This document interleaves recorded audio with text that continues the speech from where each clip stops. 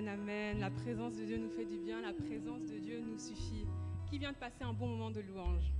Ceux qui ont passé un bon moment, vous pouvez lever la main pour manifester votre... Ah, waouh, merveilleux. Est-ce qu'on peut applaudir l'équipe de louange, vraiment, pour ce qu'ils viennent de faire?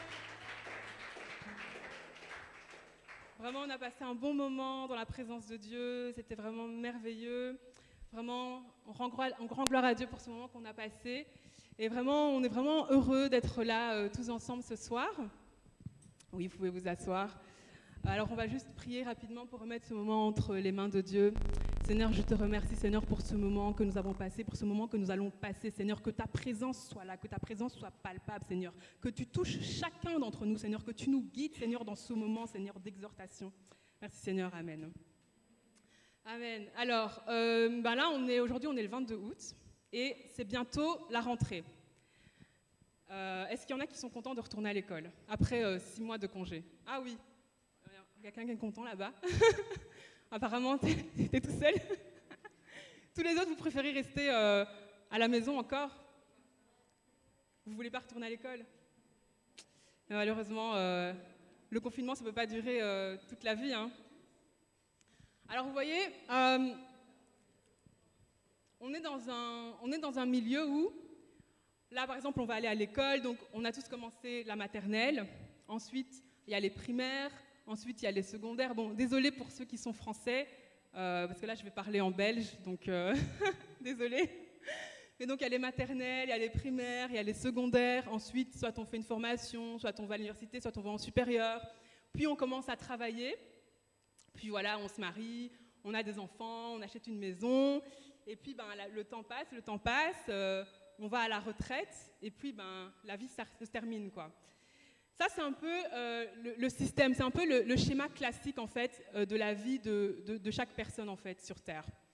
Et dans ce système-là, dans ce schéma-là, qu'on connaît tous parce qu'on le voit autour de nous, il y a certaines personnes qui vont vivre certaines situations qui vont être plus compliquées que d'autres.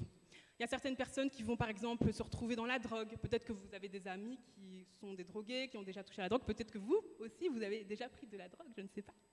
Mais il y a des personnes qui vont être accros à l'alcool, il y a des personnes qui vont se retrouver dans la dépression, il y a des personnes qui vont se retrouver dans des mal-être, qui vont faire des tentatives de suicide, il y a des personnes qui vont se retrouver peut-être dans des familles où c'est très compliqué, peut-être on a des parents qui ne s'entendent plus, des fois même des familles où voilà, les enfants sont battus, la maman est battue, des fois on fait face par exemple à des situations compliquées de divorce ou par exemple les parents qui se retrouvent au chômage, qui perdent leur travail, etc.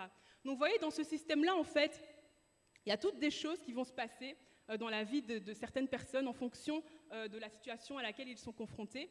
Et ça va les mettre dans certaines situations où ils peuvent ressentir un certain mal-être. Ils peuvent se sentir comme mal dans leur peau. Et ça va les pousser à avoir certains comportements, que ce soit les addictions, que ce soit les tentatives de suicide, que ce soit les idées noires, la dépression et tout ce genre de choses en fait. Ça, c'est la société dans laquelle on est. Et est-ce que vous pensez que, en tant qu'enfant de Dieu, on doit avoir le même schéma? Est-ce que quelqu'un a une idée? Personne n'a d'idée? Non. En tant qu'enfant de Dieu, est-ce qu'on doit avoir le même schéma ou pas? Est-ce qu'en tant qu'enfant de Dieu, on doit suivre la même route? Est-ce qu'en tant qu'enfant de Dieu, on a le même schéma en fait qui se dresse devant nous? Moi, je vais vous dire le schéma qu'on doit suivre en tant qu'enfant de Dieu. Ce schéma, il se trouve dans le livre des Philippiens, au chapitre 2, à partir du verset 14. La Bible nous dit ceci. Faites toutes choses sans murmure ni hésitation, afin que vous soyez irréprochables et purs. Des enfants de Dieu irrépréhensibles, au milieu d'une génération perverse et corrompue, parmi laquelle vous brillez comme des flambeaux dans le monde, portant la parole de vie. Bon, dans ce verset, je sais qu'il y a beaucoup d'informations, mais je vais vous expliquer un petit peu ce que ce verset dit. En fait, ce verset nous montre qu'il y a le monde, il y a les gens sur Terre, on va les appeler la génération perverse et corrompue. Par exemple, j'ai fait un petit schéma qui est vraiment très moche, mais je vais quand même vous le montrer. Donc, est-ce qu'on peut mettre la première image, s'il vous plaît? Donc voilà, ça, on va dire que ça représente, on va faire comme si ça représentait le monde entier, ok? Ça représente le monde entier, avec les gens qui sont dans le système. Dans le système où c'est normal d'être dépressif, c'est normal d'être mal dans sa peau, c'est normal d'avoir des addictions, c'est normal d'être alcoolique, c'est normal d'être au chômage, c'est normal de se sentir mal dans sa peau, de faire des tentatives de suicide, c'est normal d'avoir des idées noires, c'est normal en fait de sentir un mal-être. Ça, c'est le système. C'est le système avec ce schéma tout classé, on va à l'école, on travaille, on se marie, on meurt, etc. Ça, c'est la société dans laquelle on est. Maintenant, ce verset-là nous dit autre chose. Ce verset-là nous dit qu'au milieu de cette génération perverse et corrompue, au milieu de cette génération où les gens sont perdus, au milieu de cette génération où les gens font n'importe quoi, il y a un certain type de personnes. Il y a un certain type de personnes qui sont les enfants de Dieu. Et les enfants de Dieu qui sont au milieu de cette génération, ils sont censés briller comme des flambeaux dans le monde, portant la parole de vie. Alors j'ai fait un montage qui est vraiment pas très beau, mais si on peut quand même le montrer, s'il vous plaît. Donc voilà, c'est pas très joli, mais c'est pour vous illustrer en fait. C'est pour vous illustrer qu'au milieu en fait de ces générations perverses, il y a les enfants de Dieu. Il y a les enfants de Dieu qui sont censés briller comme des flambeaux dans le monde. Il y a les enfants de Dieu qui sont censés faire la différence en fait, qui sont censés montrer qu'il y a un autre chemin, il y a un autre système, il y a une autre voie à suivre qui est différente de celle qu'on voit autour de nous. Et la bonne nouvelle que j'ai pour vous, c'est que chacun d'entre vous ici, si un jour vous avez pris la décision d'accepter Jésus-Christ dans votre vie, ou si aujourd'hui vous prenez la décision d'accepter Jésus-Christ dans votre vie, vous allez sortir du système du monde pour rentrer dans le royaume de Dieu. Et à partir du moment où vous êtes dans le royaume de Dieu, la bonne nouvelle, c'est que vous êtes censés briller comme des flambeaux dans le monde. Vous êtes censés faire la différence. Peu importe ton âge, peu importe depuis combien de temps tu connais le Seigneur, peu importe ce que tu as vécu par le passé, tu es censé faire une différence. Il est censé y avoir une différence entre la génération perverse et corrompue et les enfants de Dieu qui sont censés briller comme des flambeaux dans le monde. Alors la question que vous vous posez peut-être, mais c'est comment est-ce qu'on fait pour briller? Est-ce que quelqu'un s'est posé cette question? Non, personne. Ok, c'est pas grave. Comment est-ce qu'on fait pour briller? Vous voyez, j'aimerais vous dire quelque chose, peut-être que vous ne le savez pas, peut-être que vous le savez, je ne sais pas, mais aucun d'entre vous, vous n'êtes sur Terre au hasard. Personne n'est là juste comme ça, par hasard, il est tombé comme ça un jour, personne n'est sur Terre au hasard. Et je vais vous dire quelque chose qui va encore plus vous choquer. Je vais vous dire quelque chose qui va encore plus vous choquer, c'est même pas vos parents qui ont voulu que vous soyez sur Terre. La personne qui a voulu que vous soyez sur Terre, c'est Dieu en fait. C'est Dieu qui a voulu que vous soyez sur Terre. C'est Dieu qui avait prévu une destinée pour vous. C'est Dieu qui s'était dit, moi je vais envoyer à un moment donné bien précis de l'histoire de l'humanité, je vais envoyer Brian sur Terre parce que Brian a une mission à accomplir. Brian a une destinée dans laquelle il est entré et au travers de cette destinée-là, il va impacter sa génération. Au travers de cette destinée-là, il va briller comme un flambeau dans le monde. À un moment donné bien précis de l'histoire de l'humanité, Dieu s'est dit, je vais envoyer Yoéla sur Terre pour qu'elle accomplisse le plan que j'ai prévu pour sa vie. Dieu s'est dit ça pour chacun d'entre vous. Chacun d'entre vous, Dieu s'est dit ça. Personne n'est sur Terre au hasard. Et vous voyez, c'est ça la différence entre le système où on grandit, où on voit les autres être, et les enfants de Dieu. La différence, c'est quoi? C'est-à-dire que dans le système, on suit la foule, on suit le mouvement. On fait ce qui est à la mode. Le gaming, c'est à la mode, on est dans le gaming. Fortnite, c'est à la mode, on est dans Fortnite. La drogue, c'est à la mode, on est dans la drogue. Aller à l'école, c'est ce qu'il faut faire, on va à l'école. Il faut avoir un diplôme, on a un diplôme. Il faut travailler, on va travailler. Vous voyez, ça, c'est le système dans lequel la société nous place. Mais en tant qu'enfant de Dieu, on n'est pas conditionné par le système.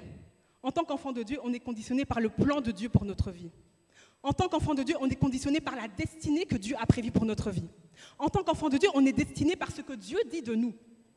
Énormément de personnes ne savent pas qui elles sont parce qu'elles font dépendre la façon dont elles se voient par ce que les autres disent.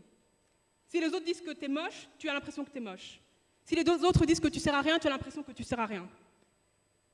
Si les autres disent que tu vas rater ta vie, tu as l'impression que tu vas rater ta vie. Pourquoi? Parce que dans le système, on dépend des autres.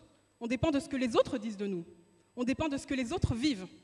Mais dans le royaume de Dieu, on dépend de Dieu. Et Dieu dit à chacun d'entre vous, tu es une créature merveilleuse. Dieu dit à chacun d'entre vous, j'ai des projets de paix et non de malheur pour toi. Dieu dit à chacun d'entre vous, peu importe ce que tu as vécu, peu importe ce que tu rends triste le soir, peu importe ce qui te fait pleurer, peu importe ce qui te fait du mal, aujourd'hui ces choses-là peuvent cesser. Parce que Dieu est le Dieu de tout le monde. Mais quand on devient enfant de Dieu, Dieu devient notre Père. Dieu devient notre Père. Et en tant que Père, il tient à chacun d'entre nous. Peut-être que certains d'entre vous, vous ne le connaissez pas. Peut-être que certains d'entre vous, vous ne le connaissez pas assez. Mais ce soir, Dieu veut se révéler d'une façon particulière. Ce soir, Dieu veut que vous le connaissiez davantage, que vous le connaissiez plus, que vous sachiez que vous êtes unique, vous êtes spéciaux. Vous savez, ici, il y a 2 jumelles, Aïnis et Almira. Au début, j'avais du mal à les distinguer, je ne savais pas qui était qui, tellement elles se ressemblent. Mais même si elles sont des jumelles, Dieu aime chacune d'entre elles de façon unique. Dieu a un plan pour leur vie de façon unique. Parce que chacun d'entre nous, nous sommes uniques. Et lorsqu'on sort du système et qu'on rentre dans le royaume de Dieu et qu'on découvre l'amour de Dieu, on réalise en fait que notre vie a de la valeur, qu'on réalise en fait qu'on a de la valeur aux yeux de Dieu. On réalise en fait qu'on n'est pas sur terre au hasard, qu'on a une destinée à accomplir, qu'il y a des domaines dans lesquels Dieu va vous introduire. Certains d'entre vous, Dieu va vous introduire dans le domaine du sport pour aller impacter les sportifs, pour aller impacter les équipiers. Je ne sais pas si vous avez entendu parler de Jonathan Isaac. Jonathan Isaac, en fait, c'est un joueur de basketball. Il est à la NBA. Et Jonathan Isaac, en fait, vous voyez, avec tout le mouvement de Black Lives Matter, etc., il y a la NBA qui a repris parce qu'ils avaient fait une pause à cause du Covid-19.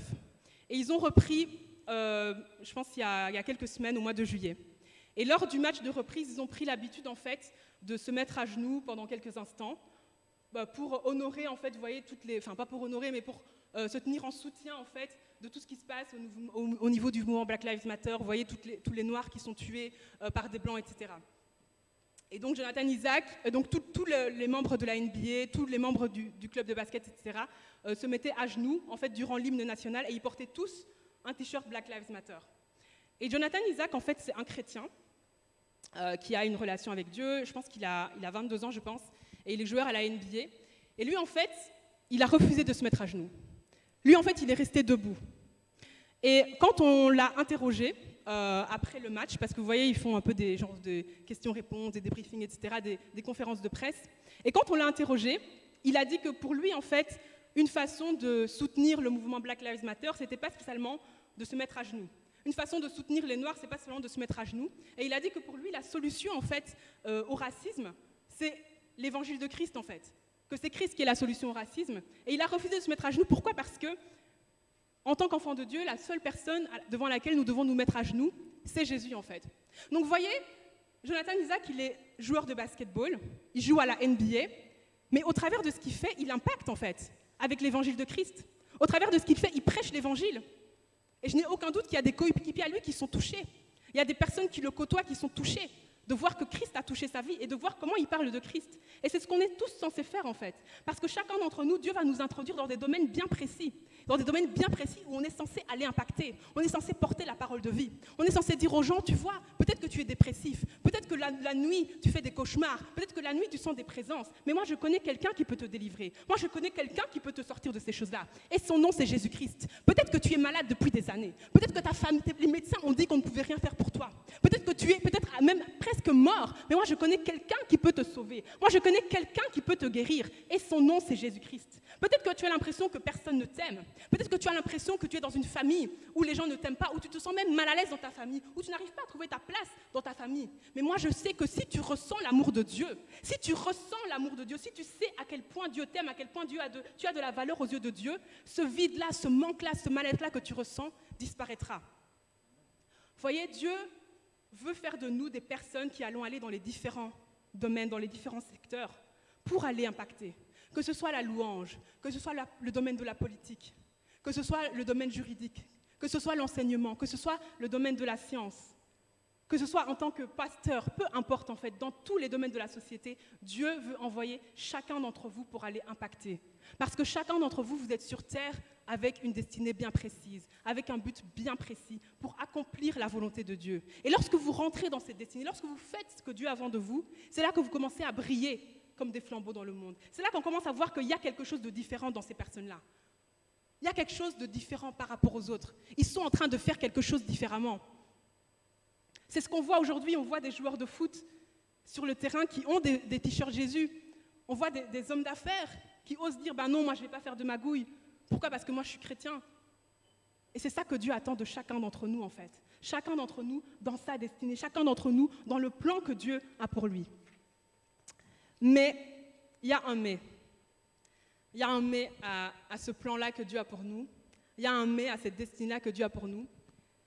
C'est qu'il peut arriver qu'on vive des situations compliquées dans notre vie.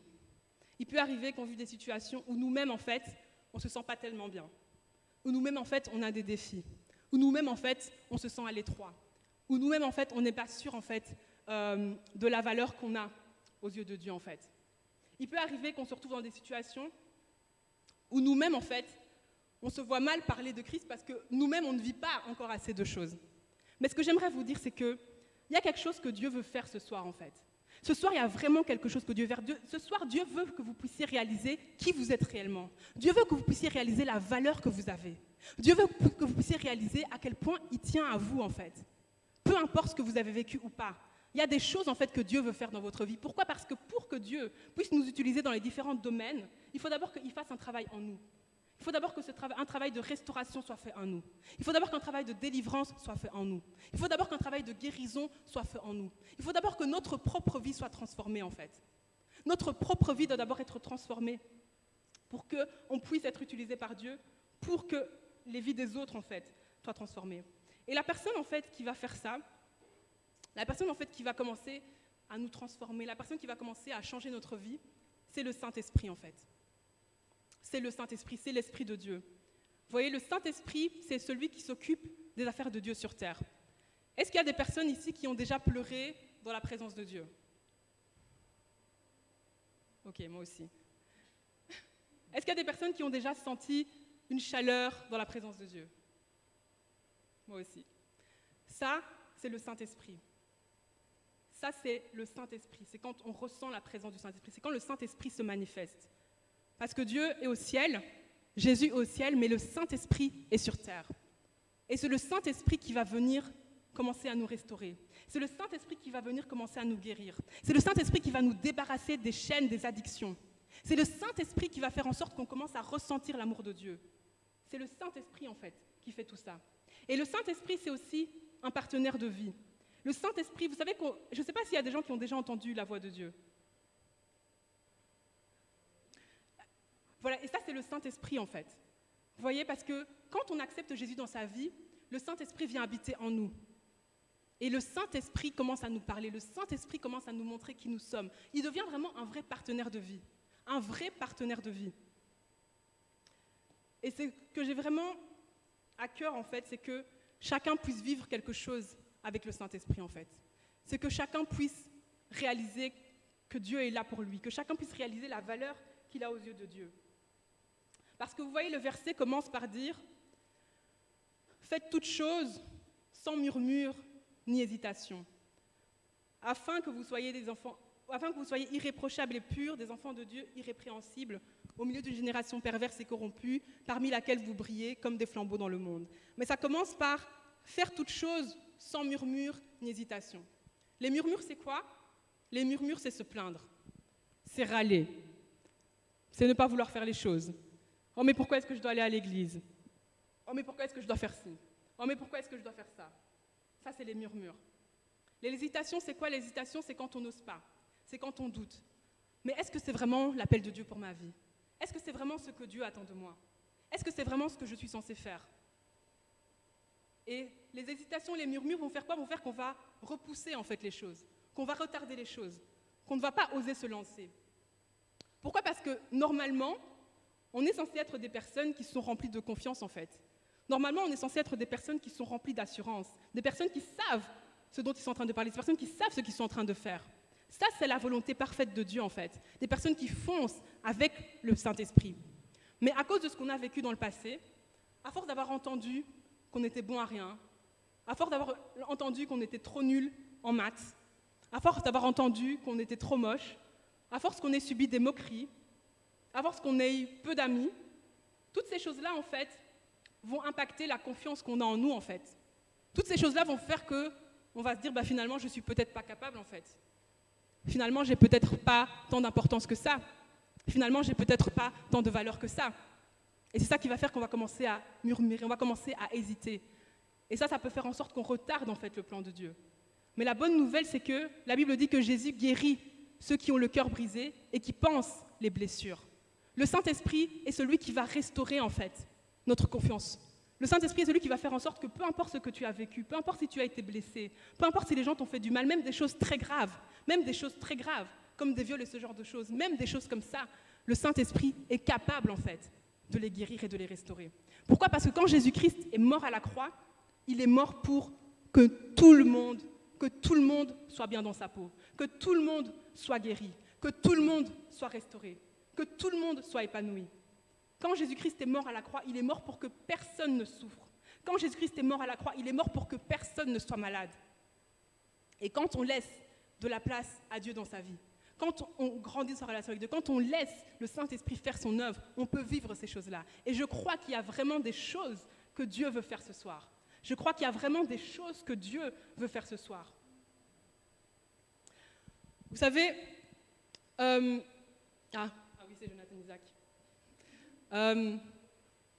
Vous savez, tout à l'heure, on parlait de la génération, enfin, c'est le message en fait, on parlait de la génération perverse et corrompue et qu'on est censé être au milieu de cette génération perverse et corrompue.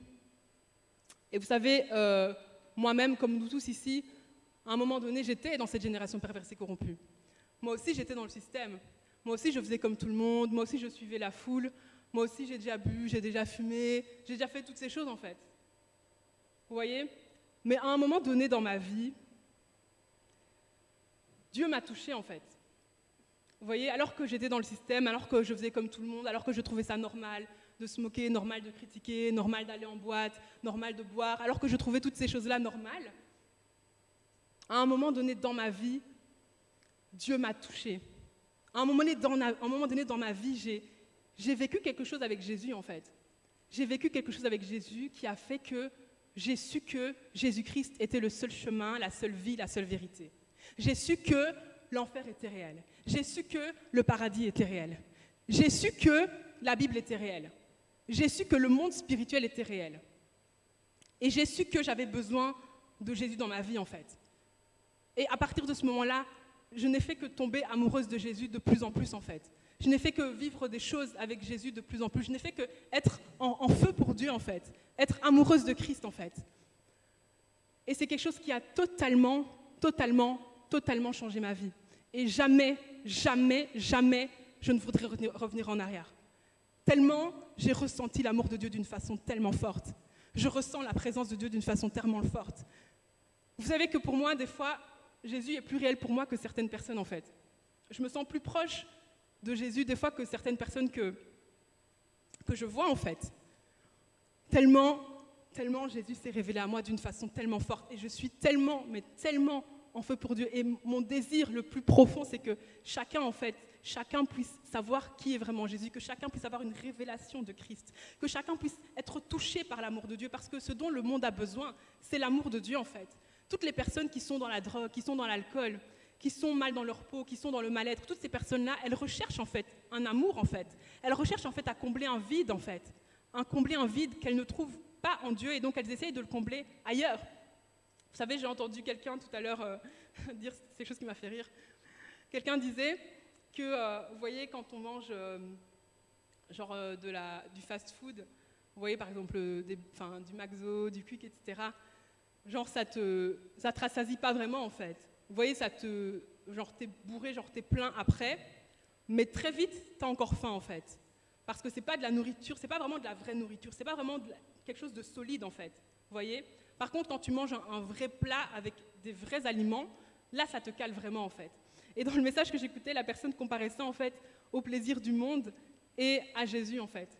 Au fait que les gens cherchent à combler quelque chose et ils y arrivent temporairement, ils y arrivent de façon superficielle avec des choses vaines en fait. Mais quand on rencontre vraiment Christ, quand on est vraiment embrasé par l'amour de Dieu, quand on ressent vraiment l'amour de Dieu, quand l'amour de Dieu commence à consumer toutes les choses qui sont en nous et qui n'ont rien à faire dans notre vie parce qu'on est maintenant enfant de Dieu, là on est vraiment satisfait. Et là on veut toujours plus en fait de Dieu. On veut toujours plus de Dieu. On veut toujours plus de Dieu, toujours plus, toujours le connaître plus, toujours aller plus en profondeur avec lui. Et moi, je sens qu'ici, il y a des personnes en fait que Dieu veut utiliser puissamment. Il y a des personnes ici en fait que Dieu veut qu'ils soient touchés profondément par son amour. Il y a des personnes en fait ici qui ont besoin de ressentir très fort l'amour de Dieu, d'être vraiment embrasées par Dieu en fait. Et ce sont des personnes en fait que Dieu va utiliser puissamment et qui vont aller vraiment de gloire en gloire, qui vont aller de profondeur en profondeur et qui vont pouvoir dire « Moi aussi je faisais ces choses, moi aussi j'étais dans ces choses, mais j'ai rencontré Christ et Christ a transformé ma vie. » Et aujourd'hui je suis bouillant pour Jésus, je suis bouillant pour Jésus. Aujourd'hui vous savez, les gens ont honte de parler de Jésus, les gens ont honte de dire qu'ils sont chrétiens, mais pour moi c'est ma plus grande fierté en fait. C'est ma plus grande fierté. Et vraiment je prie vraiment que chacun en fait puisse être embrasé par Dieu. Que chacun puisse être embrasé par Jésus pour après rentrer dans sa destinée. Que chacun puisse laisser le Saint-Esprit faire l'œuvre qu'il doit faire en lui. Que ceux qui ont besoin de restauration soient restaurés. Que ceux qui ont besoin de guérison soient guéris. Que ceux qui ont besoin d'être délivrés soient délivrés en fait. Pour pleinement rentrer dans ce que Dieu a prévu pour chacun d'entre nous. Parce que ce que Dieu a prévu pour nous est tellement meilleur en fait. Est tellement meilleur que tous les plans que nous on pourrait faire. Donc ce qu'on va faire en fait, c'est premièrement... on va vraiment prendre un temps de prière. Je vais d'abord demander s'il y a quelqu'un qui est ici et qui n'a jamais accepté Jésus dans sa vie comme Seigneur et Sauveur, qui est quelqu'un qui est peut-être dans la génération perverse et corrompue, mais qui aujourd'hui décide en fait de rentrer dans le royaume de Dieu, qui décide de devenir enfant de Dieu, qui veut justement avoir cette relation avec Dieu. Là où tu es, tu peux juste répéter cette simple prière avec moi. Je vais dire donc, pas besoin de se lever ni rien, tu peux répéter là où tu es. Et ça vaut aussi pour les personnes peut-être qui connaissent peut-être le Seigneur depuis longtemps, mais qui savent que ils se sont peut-être éloignés de Dieu ou qu'ils aimeraient revenir à Dieu d'une façon ou d'une autre. Vous pouvez aussi répéter cette prière avec moi. Seigneur Jésus, je crois en toi. Je crois que tu es le Fils de Dieu. Je crois que tu es mort pour moi à la croix. Et aujourd'hui, je prends la décision de faire de toi le Seigneur et le Sauveur de ma vie. Je décide de t'accepter dans ma vie comme Seigneur et Sauveur et que tu deviennes vraiment le maître de ma vie et que je puisse vraiment devenir ton enfant et que je puisse rentrer dans le royaume de Dieu. Amen. Amen. Maintenant, on va juste prendre un temps de prière. Sentez-vous libre durant ce moment. Je vais citer certaines choses, je vais dire certaines choses et que vraiment chacun se sente libre. Oh, Seigneur, je te remercie, Seigneur, pour ce moment que nous avons passé dans ta présence, Seigneur. Je te remercie, Seigneur, pour ce message, Seigneur, ce message qui nous a été apporté, Seigneur. Ce message, Seigneur, qui nous montre, Seigneur, la valeur que nous avons à tes yeux. Ce message, Seigneur, qui nous montre ce que tu attends de nous, Seigneur. Ce message qui nous montre, Seigneur, que nous sommes censés briller dans ce monde. Nous sommes censés être des flambeaux dans ce monde. Nous sommes censés faire la différence dans ce monde, Seigneur. Parce que nous ne sommes pas sur terre au hasard. Tu nous as envoyés sur terre avec un but bien précis. Tu nous as envoyés sur terre avec une destinée bien précise. Tu as des projets pour nous. Il y a des choses que tu as prévues pour nos vies, Seigneur. Et aujourd'hui, Seigneur, on veut vraiment t'accepter. On veut vraiment accepter ce plan que tu as pour nos vies. On veut vraiment que tu nous emmènes, Seigneur, que tu nous emmènes de gloire en gloire dans tout ce que tu as prévu pour nos vies. Que tu nous emmènes de gloire en gloire dans tout ce que tu as prévu pour nos vies.